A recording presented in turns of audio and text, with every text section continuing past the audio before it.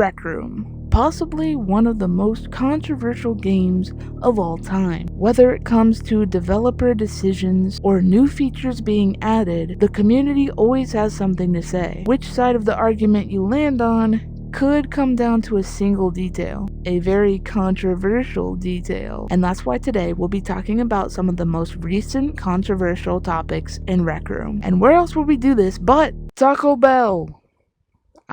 I don't know why I'm here. Anyway, without further ado, let's get into the most controversial topics in Rec Room. The one thing that comes to mind the most is probably the controversy over the new Bean avatar, full body avatar, and the removal of the old Bean avatar. Players are torn because they have a beloved avatar, as you could see here, that has been used for the game for years. Of course, people have been looking forward to seeing what Rec Room will do with full body avatars, but we never asked for the new Bean avatars. Rec Room has said that their plan is to replace the old Bean avatars completely with the new Beans.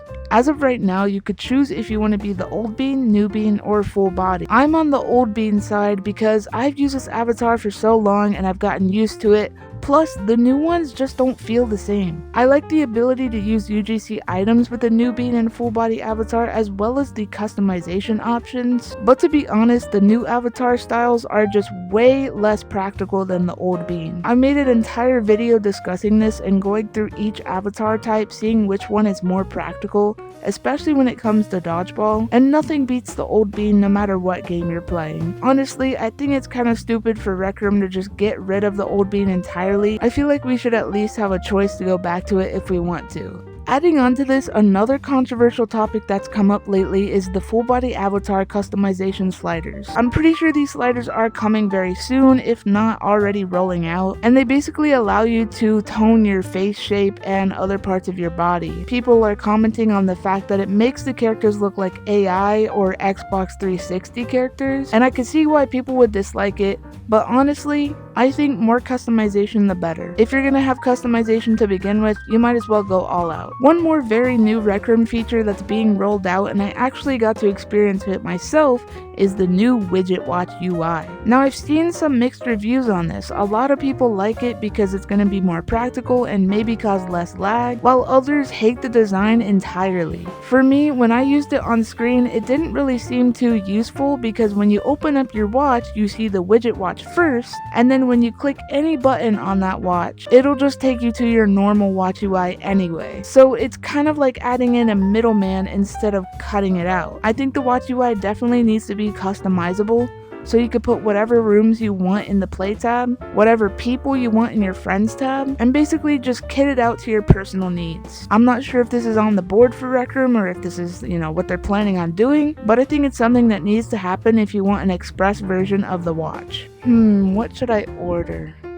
Probably the next controversial topic. Now this one is pretty old and everyone knows about this. If this is how you're finding out you've been living under a Rec Room rock. Of course, a while back, weekly challenges got removed, and this has been a very controversial thing that everybody has been talking about. I'm not sure who is on the side of weeklies staying removed. I think everyone wants them back. So while this is a controversial thing, I think everyone's pretty much in agreement that the weeklies need to come back. But yeah, this had the whole community going crazy. Daily challenges are still available, however, weekly challenges were like an integral part of Rec Room. They seem to hold the community together, and it's kind of the reason some people got on. For a lot of people debating on whether they want to keep playing Rec Room or not, I think that was the final straw. This decision by Rec Room literally sent shockwaves through the community, and I mean, RecTubers still talk about it to this day. Now, a lot of you probably heard about this, and this is one of the most recent controversial things that's happened at Rec Room, surrounding Rec Room in general. A couple days ago, it was announced that Rec Room fired 16% of their staff. So this left a lot of people wondering what the heck is happening. It also left a lot of people angry at Rec Room, but that's kind of common nowadays. The CEO of Rec Room actually made an article where you can read all about why they fired all those people and what's going on with Rec Room. He was basically talking about how they're having financial issues and needed to cut down the team. They didn't want to do this at first and it was their last resort, but I guess Rec Room's kind of crumbling financially. I mean, if you go anywhere in the rec center and people are talking about the current state of Rec Room, you'll hear the phrases, "we're cooked," quite often. Some people still believe that the game can be saved. I do. I mean, I just put out...